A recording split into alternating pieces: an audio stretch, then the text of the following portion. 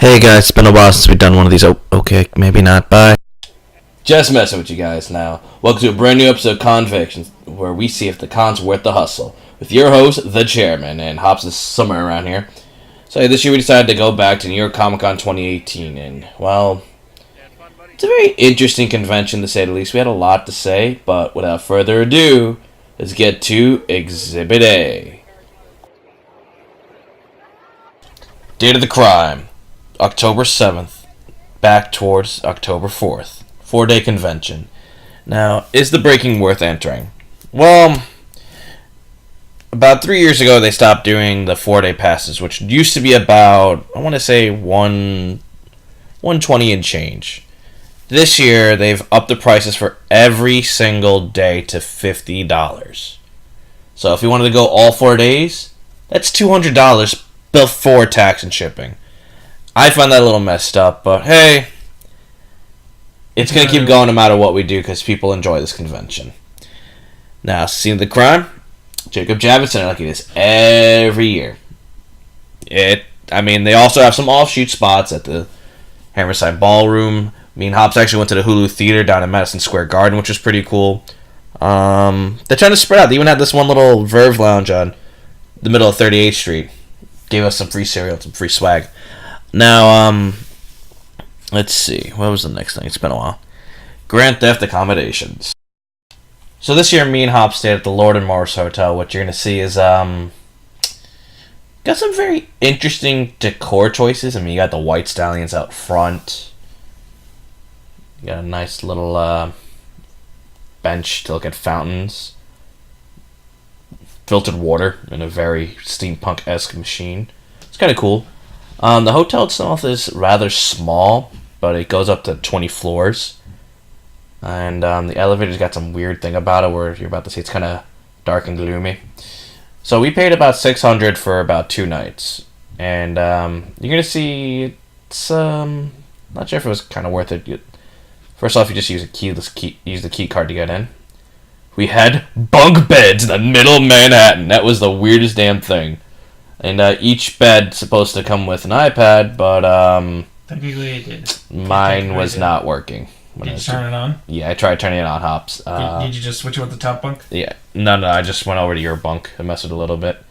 It's kind of cool, though. It gives you the time. You can set it as an alarm clock.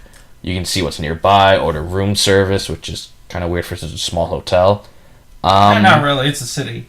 I mean, if the room was a little bit bigger than a college dorm, I would enjoy it more. I mean, it's cool that you have a USB charger built into the wall of your bed. And a plug outlet. Yep. And we got a nice little window view and some really weird curtains that you just throw up. Yeah, it wasn't too bad of a hotel. The beds could have been a little softer. I'd give this hotel a 6 out of 10. The bathroom's kind of cool, though. It's got a nice little toilet. Alright. It's a toilet. It's a toilet. Anyways, to the next exhibit. Exhibit C. Is the show up to code? Well, honestly, it was very easy to get around the convention this year. It wasn't too confusing like every year. You had your big stuff in the left hall. You had the sci-fi lounge above where the food court is. And some product stuff. Yeah. Shoes. You got a lot of cool stuff. My major issue was I felt a lot of booths didn't get enough space to set up queues for events. Like when we tried to get the Hero Academia poster, it was kind of a clusterfuck. Simply because it's always a cluster. Yeah, but it's still a little disorganized. I mean, they bottlenecked a huge crowd of at least 50 to 100 people into one spot. Other than that, I mean, the artist alley was on the bottom floor, which was very easy to get to if you want to get to in the morning. Yeah. Just go right next to the queue hall. Transportation-wise, about to the controversial Anime Fest, which we'll talk about a little bit later, I didn't see any signs talking about it and how to get to it. So, I mean, it is what it is. All in all, I still thought it was a nice little area. So, let's see. I mean, I also felt like they didn't give as much free stuff as they used to, or you had to work really hard to get it. Like, you go to the Dragon Ball Z booth, you got cards. You went to Square Enix, you got cards.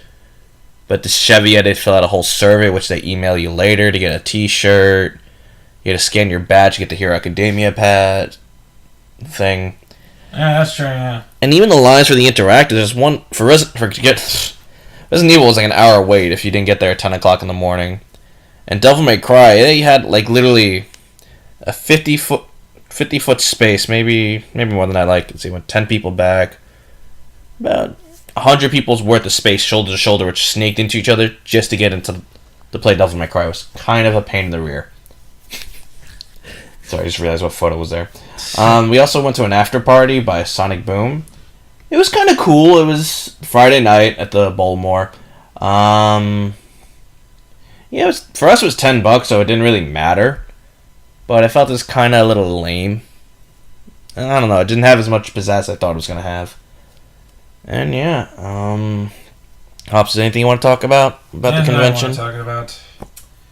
Nah, I had a pretty much good time. Yeah, I think. You know what? Might as well go into the closing statements. This year, I would give Comic-Con. I want to give it a 7. But I'm going to put it at a 6.5 because we're going to talk about that very controversial thing about Comic-Con this year, which is, you know what? We'll talk about it in a minute. I actually want to say there's a lot of cool cosplayers, and all the cosplayers that are in this video, you guys did awesome on your cosplays. This video is a little bit long because we want to showcase some of the other photos and the cosplayers we couldn't get in the very beginning. So please stay tuned to watch, or unless we edit them back in later. But yeah, it was a fun convention this year. Now let's get that clip about our reigning president of Comic-Con. What about imagine Reed Richards' brain. My brain is huger. Thank me. Thank you. Noah Pool. Look. Noah Pool. He is building the way for my wall. Wait, Dave. All right. Moses separates the water for my wall. He is a great American. We are going to build the wall. He's going to separate the people, and I'm going to build the wall. We are going to separate the comics and the anime. Anime is flooding in, and they're not bringing their best. They're bringing rapists, and sometimes Dragon Ball Z. Thank me. That's right. We're talking about Anime Fest 2018, sponsored by Reed Pop. From what I've heard from fellow con-goers as I was waiting in the morning dungeon, they said it was fun if you went for the panels. It was a great con, but if you're going just to explore the floor like me and Hops do, it's not really wasn't really worth the $20. So I'm still a little mixed up. Personally, I hope they don't keep doing this because that would be a little messed up for everybody who wants to go to Comic-Con and enjoy Comic-Con as a pop culture celebration that it once was. I feel like it's baiting issues between fans. Like, look, we get it. There are some people who aren't a fan of anime. There are some people who aren't a fan of comics. But a lot of that stuff influences each other. Like, if you look at the recent My Hero Academia series, which is all it is basically the X-Men or Marvel of anime. They influence each other. Yeah, shut up, Bubs. And you know what? It kind of hurts the fans when you separate the events and then put them in the same damn weekend. I mean, there's no shuttle like I spoke of earlier that we found out about. A lot of the vendors weren't happy about it. The fans were mixed. Unfortunately, we didn't go. But that's the general consensus of what I've been told about the Anime Fest. Do I think it's a good idea? In theory, maybe. But then we got Anime NYCC that's sponsored by Crunchyroll in November, which I found a lot of fun last year. Hopefully they do better this year, but you can take a look at the old Con-viction video if you want to learn more of my opinions on that. So, yeah, I guess the rest of this time we're just going to have a montage of all the silly, weird photos that we've taken through Comic-Con. So, Hops, you never told us what your final verdict was out of 10 for Comic-Con. It's always the same. 4? Because we 4 out of 5 concept? No, 4 out of 10. Come on, give it better than that. Well, I mean, I'm giving it a 6.5 because of the whole separation of anime. Let's say up for this 7. Alright. Maybe an 8, but that's me being generous. Yeah, it's a little too generous in my opinion. Yeah, I think I've re-put in some of the footage from earlier. Oh, well. So, yeah. How'd you guys think of the con? If you're one of the cosplayers in this video that we talked to, how did you guys think of it?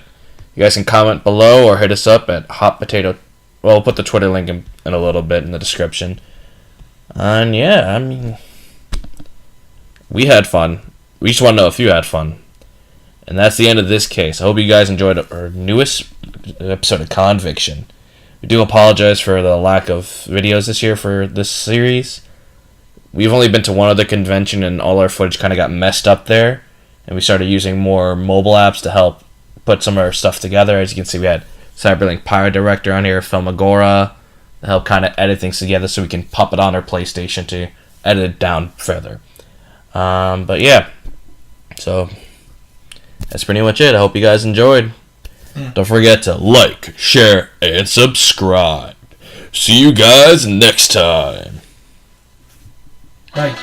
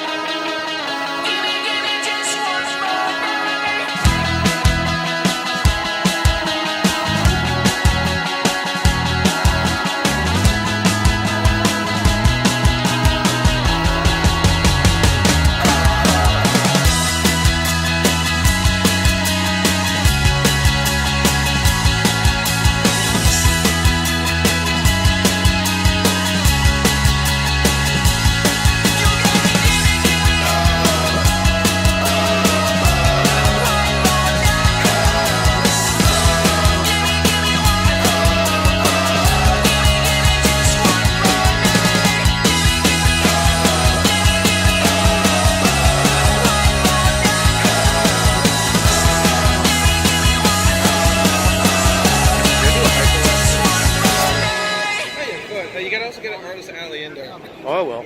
We gotta get all locations. $30,000. Oh, hold on. This is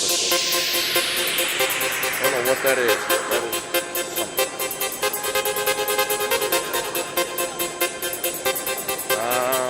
Go to the Sci-Fi Lounge, actually.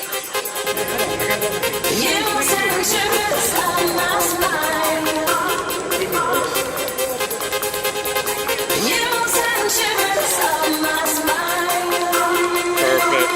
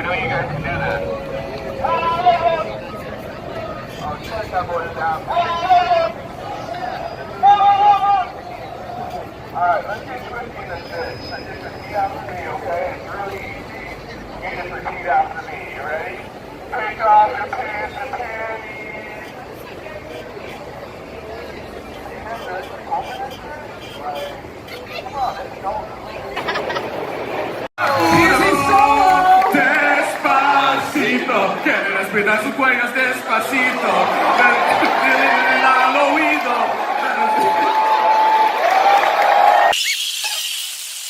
The techs don't let us drop mics. They get very mad at us. Before I enter you into the Thunderdome.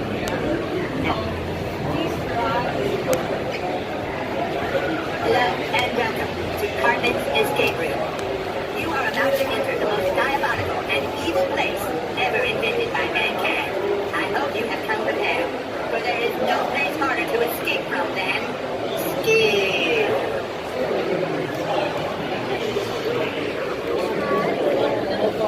Oh my god. That's just awesome.